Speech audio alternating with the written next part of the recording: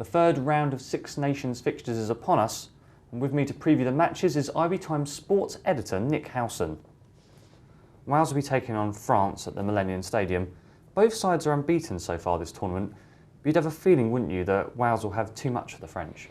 Yeah, I think home advantage is always really going to help, and France are a famously bad visiting team.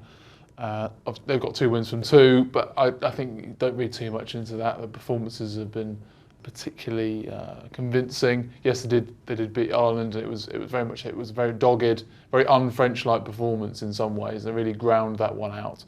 We're yet to see the sort of passing game that we were promised at the start of the championship.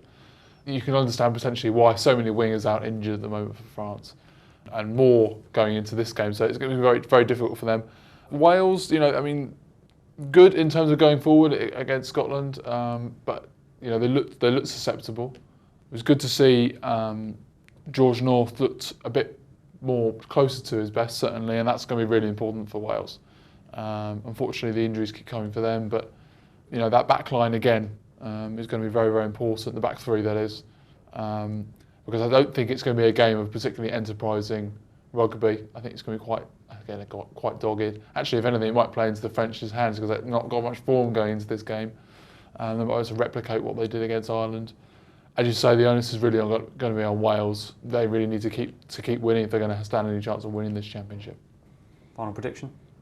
Yeah, I would think that Wales, will just edge it. But as I say, I don't think it's going to be a particularly free-flowing game, and it might just come down to down bigger from the floor, and if it comes down to a contest of kicking, then Wales should prevail. Well, for all our coverage of the Six Nations, go to our website, ibtimes.co.uk.